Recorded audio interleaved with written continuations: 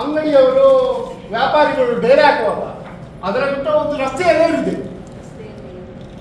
ರಸ್ತೆ ಹೋಗ್ಲಿಕ್ಕಿಲ್ಲ. ಅವರಿಗೆ ಪರ್ಯಾಯ ವ್ಯವಸ್ಥೆಯನ್ನ ಸರ್ವಿಸ್ ಎಕ್ಸ್ಪ್ರೆಸ್ ಬಸ್ಗೆ ಹೆದ್ದಾರಿಯಲ್ಲಿ ಮಾಡಿಕೊಟ್ಟಿದ್ದಾರೆ. ಆದರೆ ಜನಸಾಮಾನ್ಯರಿಗೆ ಯಾಕಂದ್ರೆ ಒಂದು ಪ್ರಾಯದವರು ಬಂದ್ರಪ್ಪ, ತರಕಾರಿ ತಗೊಂಡು ಅವರು ಎಲ್ಲಿ ಇಟ್ಕೊಂಡು ಬರುಲ್ಲ, ಅಲ್ಲಿಗೆ ಒಂದು ರಿಕ್ಷಾ ಹೋಗುವಾಗೆ ಯಾವುದೇ ಇಲ್ಲ. ಇದನ್ನ ನೋಡಿ ಅವರು ಹೇಳ್ತಾರೆ, ನಾವು ಪುರಸಭೆಗೆ ಹೇಳಿದ್ದೇವೆ ಜಾಗ ಇಲ್ಲ. ಖಂಡಿತ ನಮ್ಮ ಹತ್ರ ಜಾಗ ಇಲ್ಲ. ಆದ್ರೆ ಇದ್ದಂತ ವ್ಯವಸ್ಥೆಯಲ್ಲ, ಅದು ಅಲ್ಲದೆ ನಮ್ಮ ಪೇಟೆಯಲ್ಲಿರುವಂತ ಪಾರ್ಕಿಂಗ್ ಕೂಡ, ಅಲ್ಲಿ ಪಾರ್ಕಿಂಗ್ ಎಲ್ಲಿ ಅನಧಿಕೃತವಾಗಿ ಇರ್ತಾರೆ ಅಲ್ಲಿ ಅವರು ಕ್ರಮ ಕೈಗೊಳ್ಬೇಕಲ್ಲ. ಸ್ವಲ್ಪ ಆದ್ರೂ ಸಾರ್ವಜನಿಕರಿಗೆ ಹೆದರಿಕೆ ಇರಬೇಕು. ನಾನು ಸಾರ್ವಜನಿಕ ಉಪದ್ರ ಮಾಡುವುದು ಅಂತ ಅಲ್ಲ. ಆ ರೀತಿ ನೀವು ಪೇಟೆಯಲ್ಲಿ ನೋಡಿರ್ಬೋದು, ನಾವು ಪೀಕ್ ಅವರ್ನಲ್ಲಿ ಅಲ್ಲಿ ಶಾಲಾ ಮಕ್ಕಳು ಶಾಲಾ ವಾಹನಗಳು ಬರುವಾಗ ಎಲ್ಲಗಳು ವಾಹನಗಳು ಘನವಾಹನಗಳು ಅಲ್ಲಿ ತರಕಾರಿಗಳಲ್ಲಿ ಅನ್ಲೋಡ್ ಮಾಡುದು ಆ ರೀತಿ ಆಗ್ಬಾರ್ದಲ್ಲ. ಪೀಕ್ ಅವರ್ನಲ್ಲಿ ಅವರಿಗೆ ಅಂತ ಘನವಾಹನಗಳನ್ನು ಕೊಡ್ಲಿಕ್ಕೆ ಇಲ್ಲ. ನಾವು ಕಾನೂನು ಮಾಡುದು ಮತ್ತೆ ಈಗ ಸರ್, ನಾವೀಗ ಪಾರ್ಕಿಂಗ್ ಬಗ್ಗೆ ವಾರದ ಸಂತೆದ ಬಗ್ಗೆ ಇರ್ಬೋದು, ನಾವು ಕಾನೂನು ಮಾಡ್ತೇವೆ. ಕಾನೂನು ಮಾಡಿ ಕಾನೂನು ಮುರಿದ್ರೆ ನಾವು ಹೋಗ್ಲಿಕ್ಕೆ ಆಗ್ತದ? ಹಿಂದೆ ಒಂದೇ ಸಲ ಆಗಿದೆ, ನಮ್ಮ ಅಧ್ಯಕ್ಷರು ಮತ್ತು ಇವರು ಅಲ್ಲಿ ಹೂವಿನ ವ್ಯಾಪಾರಿಗಳು ಅಲ್ಲಿ ಬೀದಿಯಲ್ಲಿ ಹಾಕಿದ್ದಾರೆ ಅಂತ ಅವರಿಗೆ ಹೇಳಿದಾಗ ಅವರು ಎಲ್ಲರೂ ನಮ್ಮ ಮೇಲೆ ಮುಗಿಬಿಟ್ಟಿದ್ದಾರೆ. ನಾವು ಕಾನೂನು ಮಾಡಬೇಕೇ ಹೊರತು ಇಂಪ್ಲಿಮೆಂಟೇಷನ್ ಮಾಡುದು ಯಾರು? ಕಾನೂನು ಮುರಿದ್ರೆ ಅದರ ಬಗ್ಗೆ ಕ್ರಮ ಕೈಗೊಳ್ಳುವವರು ಯಾರು? ನಮ್ದೇ ಆಗ್ತದೆ ಸರ್ ಇದು. ನಮ್ಗೆ ಅರಿಶಿನ ಪೊಲೀಸ್ ಠಾಣೆ ಅವರು ಮಾಡಬೇಕು, ಇಲ್ಲಿ ಸಂತೆಯಲ್ಲಿ ಆಗುವಂತಹ ಅನಾಹುತಗಳು, ಅದೇ ರೀತಿ ನಮ್ಮ ಪಾರ್ಕಿಂಗ್ ಪೇಟೆಯಲ್ಲಿ ಆಗುವಂತಹ ಅನಾಹುತಗಳು, ಇದಕ್ಕೆ ನಾವು ಹೋಗಿ ನೀವು ಪಾರ್ಕಿಂಗ್ ಮಾಡಿದ್ರಿ ಅಂತ ನಾವು ಕ್ರಮ ಕೈಗೊಳ್ಳಿಕ್ಕೆ ಆಗ್ತದ? ಪೊಲೀಸ್ ಇಲಾಖೆ ಸ್ಪಂದಿಸಬೇಕು. ನಾವು ಹೇಳಿದ್ವಿ, ಈಗ ಮೊನ್ನೆ ಸ್ಥಾಯಿ ಸಮಿತಿ ಅಧ್ಯಕ್ಷರು ಇರುವಾಗ ಅವರೊಂದು ನಿರ್ಲಕ್ಷ್ಯ ಮಾಡಿ ಇದು ಮಾಡಿದ್ರು, ಅದರಲ್ಲಿ ಅಲ್ಲೇ ನಿಂತು. ಯಾಕೆ? RTO, ಜಿಲ್ಲಾಧಿಕಾರಿಗಳ ಕಚೇರಿಯಿಂದ ಮತ್ತೆ ಪೊಲೀಸ್ ಇಲಾಖೆ ನಮಗೆ ಸಹಕಾರ ಕೊಡೋದ್ರಿಂದ ಇದು ಮುಗಿಬಿಟ್ಟಿದೆ. ಇದನ್ನ ನಾವು ಏನಾದ್ರೂ ಮಾಡಿ ಎಲ್ಲ ಅಂದ್ರೆ ಒಂದು ಒಳ್ಳೆ ರೀತಿಯ ಸೌಲಭ್ಯಗಳನ್ನ ಮಾಡಬೇಕಾದ್ರೆ ಕೆಲವು ನಿಯಮಗಳನ್ನು ಮಾಡಬೇಕು. ಕೆಲವರು ಅದಕ್ಕೆ ವಿರೋಧ ಮಾಡ್ತಾ ಆಗುದಿಲ್ಲ. ನಾವು ಸಾರ್ವಜನಿಕರ ಹಿತಾಸಕ್ತಿಯಿಂದ ಮಾಡುದು. ಕೌನ್ಸಿಲ್ ತೆಗೆದುಕೊಂಡಂತ ನಿರ್ಣಯವನ್ನ ಇಂಪ್ಲಿಮೆಂಟೇಷನ್ ಯಾರು ಅದನ್ನು ಮಾಡುದು ಯಾರಪ್ಪ? ಮಾಡಿ ಅದನ್ನು ಕಾನೂನು ಮುರಿದ್ರೆ ಅದಕ್ಕೆ ಕ್ರಮ ಕೈಗೊಳ್ಳುವವರು ಯಾರು? ಅಷ್ಟು ಸ್ಟೇಜ್ ಹಾಕಿ ಅಷ್ಟು ಖರ್ಚು ಮಾಡಿ ಒಂದು 5 ನಿಮಿಷದಲ್ಲಿ ಉಸ್ತುವಾರಿ, ಅವ್ರಿಗೆ ಬೇರೆ ಕಾರಣ ಇರ್ಬೋದು, ವೇಸ್ಟ್ ಆಯ್ತಲ್ಲ ನಮ್ಮ ಹಣ. ಯಾಕಂದ್ರೆ ನಾವು ಕೂಡ ಉತ್ತರದಾಯಿತು, ಯಾವ ಖರ್ಚು ಯಾವ ಹಾಕಿದ್ರೆ ನಾವು ಕೂಡ ಉತ್ತರದಾಯಿತು. ಆ ದೃಷ್ಟಿಯಿಂದ ಹೇಳಿದ್ದೇನೆ ಹೊರತು ಬೇರೆ ಯಾವುದೇ ರಾಜಕೀಯ ಅಲ್ಲ. ಮತ್ತೊಂದು ಅದಕ್ಕೆ ಪೂರಕವಾಗಿ ನೀವು ಹೇಳಿದ್ರಿ, ನನಗೆ ಹೇಳಿದ್ರಿ, ಅವ್ರಿಗೆ ಹೇಳಿದ್ರಿ. ಅವರು ನಾನು ಈ ಕೌನ್ಸಿಲ್ನ ಮುಂದೆ ಸ್ಪಷ್ಟಪಡಿಸಿದೆ. ಯಾಕಂದ್ರೆ ಅವರು ತಪ್ಪು ತಿಳ್ಕೊಳ್ಬಾರ್ದು. ನನಗೆ ನೀವು ಫೋನ್ ಮಾಡಿದ್ರಿ, ನಾನು ಹೇಳ್ತಿದ್ದಕ್ಕೆ ನಾನೇ ನೀವು ಅದಕ್ಕೆ ವಿವರಣೆ ನೀಡಿ ಅದಕ್ಕೆ ವಿವರಣೆಗೆ ಸಂತೃಪ್ತನಾಗಿ ಹಾಗಾದ್ರೆ ನಂದೇನು ತೊಂದರೆ ಇಲ್ಲ ಅಂತ ಅಭ್ಯಂತರ ಅಷ್ಟೇ ಹೇಳ್ತೀನಿ ಹೊರತು ಬೇರೆ ಅವರಿಗೆ ಹೇಳದೆ ಈ ಥರಲ್ಲಿ ಹಾಕ್ಬಿಡಿ ಅಂತ ನಾನು ಹೇಳಿಲ್ಲ. ದಯವಿಟ್ಟಲ್ಲ, ಯಾಕಂದ್ರೆ ಮತ್ತೆ ಅವರು ತಪ್ಪು. ಈಗ ಅವರು ಹೇಳಿದ್ರು, ನೀವು ಅವ್ರಿಗೆ ಫೋನ್ ಮಾಡಿದವರಿಗೆ ಮಾತ್ರ ಇದನ್ನು ಕೊಡ್ಬೇಕು, ನಮ್ಗೆ ಯಾಕೆ ಕೊಟ್ಟಿದ್ದೀರಿ ಅಂತ. ಆ ರೀತಿ ಎಲ್ಲ ಬರ್ತದೆ.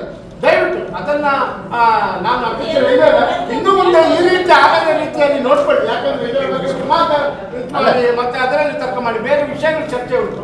ದಯವಿಟ್ಟು ಏನಾದ್ರೂ ಇದಿದ್ರೆ ಅದನ್ನ, ಯಾಕಂದ್ರೆ ನಿರ್ದೇಶನ ಯಾವುದೇ ಮೀಟಿಂಗ್ ಇಡಬೇಕಾದ್ರೆ ಅಧ್ಯಕ್ಷರ ನಿರ್ದೇಶನದ ಅನುಸಾರ ತಾವು ನೀಡಬೇಕು. ಯಾವುದು ಇದಾದ್ರೂ ಕಾರ್ಯಸೂಚಿ ಆಗಲಿ ಮೀಟಿಂಗ್ ಆಗಲಿ ಅಧ್ಯಕ್ಷರ ನಿರ್ದೇಶನ ಅನುಸಾರ ಅದು.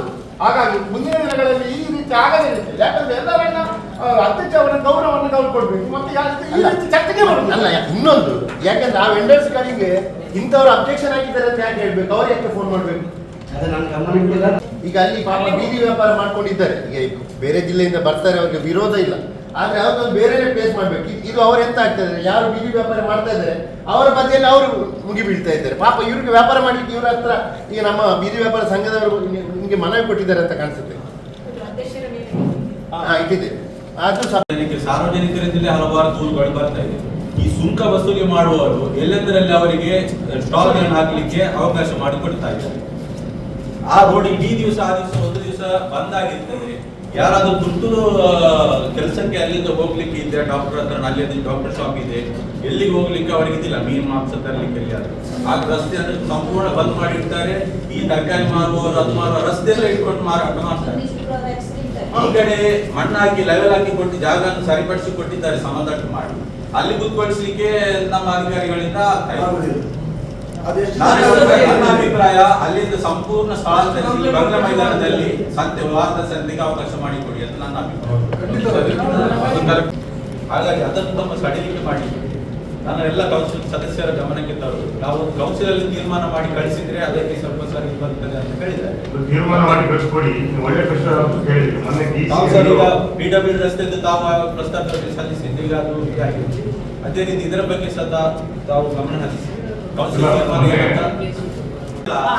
ಷರತ್ತು ಬಂದಿದ್ದೀರಿ ಆ ದಿವಸ ನಿರ್ಣಯದಲ್ಲಿ ಷರತ್ತು ಉಲ್ಲಂಘನೆ ಆದಲ್ಲಿ ಕ್ಯಾನ್ಸಲ್ ಮಾಡ್ತಾರೆ. ಒಂದು ಕೇಸ್ ಅಂತೂ ನಮ್ಮ ಮೇಲೆ ಉಂಟು, ಇನ್ನೊಂದಿಲ್ಲ ಅಲ್ಲ ಅವರೆಲ್ಲ ಅದೇ ನಮ್ಮ ಗಣೇಶೋತ್ಸವದ ಸಮಯದಲ್ಲಿ ಯಾರು ನಮ್ಮ ಮೇಲೆ ಕೇಸ್ ಹಾಕಿದ್ದಾರೆ ಅದೇ ಕಾಂಟ್ರಾಕ್ಟರ್ ಮೊನ್ನೆ ತಗೊಂಡದ್ದು. ಹಾಗಾಗಿ ಒಂದು ಕೇಸ್ ಆಲ್ರೆಡಿ ಉಂಟು ಅವ್ರ ಬಗ್ಗೆ. ಅಲ್ಲ ಮಾನ್ಯ ಅಧ್ಯಕ್ಷರು ಮತ್ತು ಪ್ರಶ್ನೆ ಅಲ್ಲ, ಕ್ಲೇಶದ ಪ್ರಶ್ನೆ ಅಲ್ಲ ಸರ್. ಅವರಿಗೆ ಷರತ್ತೇನು ಹಾಕಿದೆ ಅದರಲ್ಲಿ ಕಂಡೀಷನ್ ಬರೆದಿದ್ದು ಸಾರ್ವಜನಿಕರಿಂದ ಅಥವಾ ವರ್ತಕರಿಂದ ದೂರು ಬಂದಲ್ಲಿ ನಮ್ಮ ಈ ಪರಿಶೀಲಿಸಲಾಗುವುದು ಅಂತ. ಅಲ್ಲ ಅಲ್ಲ ಮಾನ್ಯ ಅಧ್ಯಕ್ಷರು ಈಗ ಒಂದು ನೋಟಿಸ್ ಕೊಡಿ. ಇದೊಂದು ಮಿನಿಟ್ಸ್ ಆಫ್ ರೈಟ್ಸ್ ಇದು ನೋಟಿಸ್ ಮಿನಿಟ್ ಮೀಟಿಂಗ್ ಬರ್ಕೊಳ್ಳಿ. ಬರ್ಕೊಂಡು ಈ ತರ ಇದಾಗಿದೆ ಏನುಂಟು ಕಂಪ್ಲೇಂಟ್ ಬಂದಿರೋ ನೋಟಿಸ್ ಕೊಡಿ. ಅದೇ ನೋಟಿಸ್ ಕೊಡಿ. ರೈಟಿಂಗ್ ಅಲ್ಲ ಚರ್ಚೆ ಆಗಿದ್ದಲ್ಲ ಒಂದ್ ಕೆಲಸ ಮಾಡಿ. ಚರ್ಚೆ ಆಗಿದ್ದಲ್ಲ ಮೀಟಿಂಗ್ ಹೋಗಿ ರೂಲಿಂಗ್ ನಲ್ಲಿ ಬನ್ನಿ. ರೂಲಿಂಗ್ ಬರಲಿ. ಅದನ್ನ ಅವರಿಗೆ ಈ ತರ ಅಂತ ಒಂದು ನೋಟಿಸ್ ಕೊಡಿ. ಈ ನೆಕ್ಸ್ಟ್ ಈ ತರ ಕಂಪ್ಲೇಂಟ್ ಬಂದ್ರೆ ಕ್ಯಾನ್ಸಲ್ ಯುವರ್ ಕಾಂಟ್ರಾಕ್ಟ್ ಅಂತ ಹೇಳ್ಬಿಟ್ಟು. ಯಾಕೆಂದ್ರೆ ಮೊದಲೇ ನಮ್ಗೆ ನಾವೇನು ಕೂಗಾಡಿ ಏನಾಗುದಿಲ್ಲ. ರೈಟಿಂಗ್ ಕೊಡಿ. ಅವರು ಕಂಪ್ಲೇಂಟ್ ಮಾಡಿದ್ರು, ವ್ಯಾಪಾರಿಗಳಿಗೆಲ್ಲ ಸೈನ್ ಮಾಡಿದ್ರು, ಇಲ್ಲಿ ಒಂದು ಕಂಪ್ಲೇಂಟ್ ಮಾಡಿದ್ರು, ಹೆಚ್ಚಿಗೆ ದರ ವಸೂಲಿ ಮಾಡ್ತಿದ್ದಾರೆ, ಇದ್ರ ಬಗ್ಗೆ ಕ್ರಮ ಕೈಗೊಳ್ಳಿ ಅಂತ. ಆಗ ನಾವು ಅವರಿಗೆ ನೋಟಿಸು ಕೊಟ್ಟಿದ್ವಿ, ಈ ತರ ನೀವು ಹೆಚ್ಚಿಗೆ ವಸೂಲಿ ಮಾಡ್ತಿದ್ದೀರಾ, ನಿಮ್ಮ ಮೇಲೆ ಯಾಕೆ ಕ್ರಮ ಕೈಗೊಳ್ಳಬಾರ್ದು ಅಂತ. ಅದಕ್ಕೆ ಅವರು ಉತ್ತರನು ಕೊಟ್ಟಿದ್ರು, ಇಲ್ಲ ನಾವು ಯಾವುದು ಹೆಚ್ಚಿಗೆ ವಸೂಲಿ ಮಾಡ್ತಿಲ್ಲ ಅಂತ. ಆಮೇಲೆ ನೆಕ್ಸ್ಟ್ ಟೈಮ್ಗೆ ಮತ್ತೆ ಒಂದಿಬ್ರು ಕಂಪ್ಲೇಂಟ್ ಮಾಡಿದ್ರು, ನಾನು ಅದನ್ನ ಅವ್ರಿಗೆ ಹೇಳಿದ್ದೆ ರೈಟಿಂಗ್ ಅಲ್ಲಿ ಕೊಡಿ, ನೀವು ಮಾತಲ್ಲಿ ಹೇಳಿದ್ರೆ ಯಾರು ಕೇಳಿ, ಆದ್ರೆ ಯಾರು ಆಮೇಲೆ ರೈಟಿಂಗ್ ಅಲ್ಲಿ ಕೊಡ್ಲಿಲ್ಲ. ಅದಾದ ನಾನು ಪದೇ ಇಲ್ಲ ಸರ್, ಒಂದೇ ಸಲ ಕೊಟ್ಟಿದ್ದು. ನಮ್ಮ ಸತೀಶ್ ಚಂದ್ರ ಅವರಿದ್ದಾರೆ ಮತ್ತೆ ನಮ್ಮ ದೇವರಾಗಿದ್ದಾರೆ. ಯಾಕೆ ಬಿಲ್ ಇದನ್ನು ತಡೆ ಹಿಡಿದ್ರೆ ನಾವು ತಡೆ ಹಿಡಿಲಿಕ್ಕೆ ಹೇಳಿಲ್ಲ ಅಂತ ಅವರೇ ಒಪ್ಕೊಂಡ್ರು. ಯಾರು ಹಿಂದ್ಗಡೆ ಕೂತಿದ್ದಾರೆ ನೀವಲ್ಲ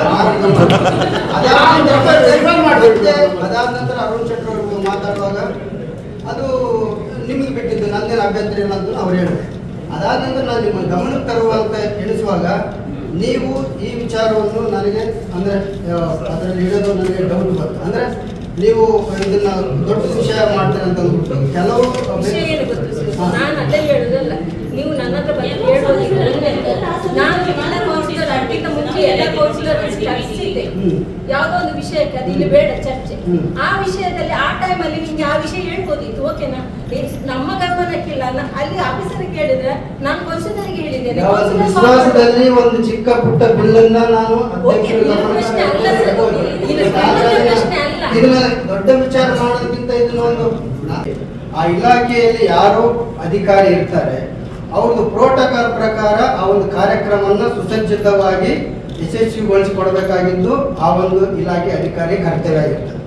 ಸೊ ಆ ಕರ್ತವ್ಯದಂತೆ ನಾನು ಮಾನ್ಯ ಜಿಲ್ಲಾ ಮಿನಿಸ್ಟ್ರು, ಡಿಸ್ಟಿಕ್ ಮಿನಿಸ್ಟ್ರು ಬರುವಂಥ ಸಂದರ್ಭದಲ್ಲಿ ಅದಕ್ಕೆ ಬೇಕಾದಂಥ ಪೂರ್ವ ತಯಾರಿ ಮತ್ತು ಇಂದಿರಾ ಕ್ಯಾಂಟೀನ್ ಬೇಕಾದಂಥ ಎಲ್ಲ ವ್ಯವಸ್ಥೆಗಳನ್ನು ಮಾಡಿಕೊಂಡು ಹಾಗೂ ಸದರಿ ಸಭೆಗೆ ಎಲ್ಲರಿಗೂ ಒಂದು ಆಹ್ವಾನ ಪತ್ರಿಕೆ ಕೊಟ್ಟು ಎಲ್ಲರನ್ನೂ ಗೌರವಪೂರ್ವಕವಾಗಿ ಸ್ವಾಗತ ಕೋರಿರ್ತೀವಿ.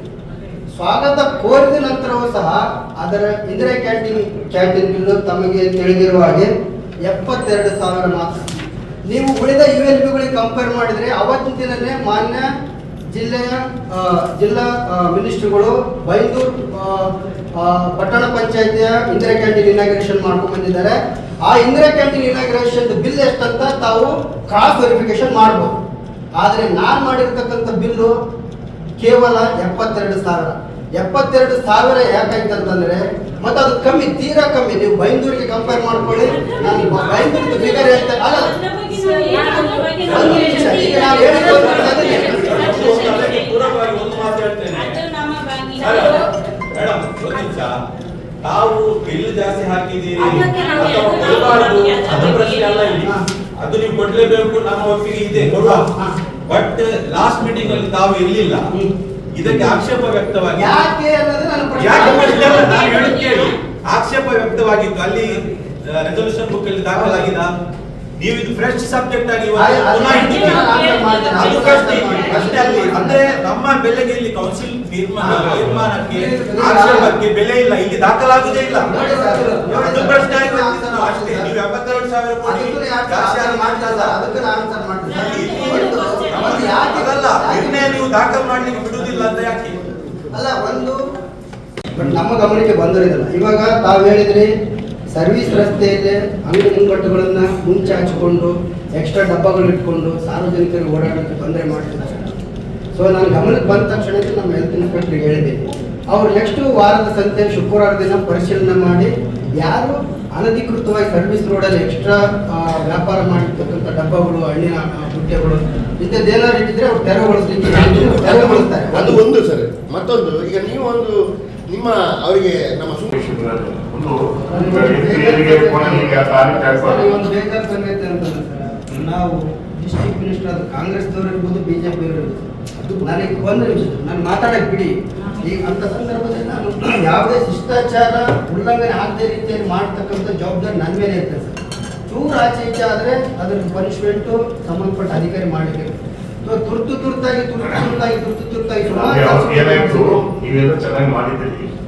ಮಿನಿಸ್ಟರ್ ಬರೋದು ಲೇಟ್ ಆಯ್ತು, ಫ್ಲೈಟ್ ಹೋಗ್ಬೇಕಾಗಿತ್ತು, ಡೆಲಿವರಿ ಆಗಿ ಅವರು ಓಪನ್ ಮಾಡಿದ್ರು ಹೋದ್ರು, ನನ್ನ ಕಾದು ಹೋದ್ರು. ಅಂದ್ರೆ ಒತ್ತಡ ಅವರಿಗೂ ಒತ್ತಡ ಇತ್ತು. ಬೆಳಿಗ್ಗೆಯಿಂದ ಏನಾಗ್ತದೆ, ಮಿನಿಸ್ಟರ್ ಬರುವಾಗ ಒಂದು 10 ಕಾರ್ಯಕ್ರಮ 3-4 ಯಾರು ಆಗ್ತದೆ, ಅವರಿಗೆ ಯಾರು ಮತ್ತು ಸೈತಾಗ್ರೆ ಆಗ್ತದೆ. ಆ ರೀತಿ ಆಯ್ತು. ಇನ್ನು ಮುಂದೆ ಆ ರೀತಿ ಆಗ್ಲಾರ್ದ ನೋಡ್ಕೊಳ್ಳಿ. ಈಗ ನೀವು ಕಂಡೀಷನ್ ಆಗಿ ಕೊಟ್ಟಿದ್ದೀರಲ್ಲ, they are following the condition or not, ಅದು ನಾನು ಬೇಕಾಗಿರೋದು. No sir, not following. ಇಲ್ಲ ಅವರ ಷರತ್ತನ್ನು ಇದು ಮಾಡ್ತಾ ಇಲ್ಲ. ಮತ್ತೆ ಷರತ್ತು ಹಾಕಿ ಕೊಟ್ಟಿದ್ದೇವೆ. ಮತ್ತೆ ಅದನ್ನ ಕ್ಯಾನ್ಸಲ್ ಮಾಡಿ, ರೆಸಲ್ಯೂಷನ್ ಮಾಡಿ.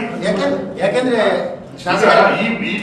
he is not obeying your order, you can cancel that option. We are having the power. So this body supreme. ಅದರಲ್ಲಿ ಕಂಡೀಷನ್ಸ್ ಅಲ್ಲಿ ಅಲ್ಲ ಕಾನೂನು ಪ್ರಕಾರ ನೋಟಿಸ್ ಅನ್ನು ಕೊಡಬೇಕು. ಹೇಳಿ, ಚರ್ಚೆ ಆಗಿದೆ, ಕ್ಯಾನ್ಸಲ್ ಮಾಡಿ ಕೇಳಿದ್ದಾರೆ. ಯಾಕಂದ್ರೆ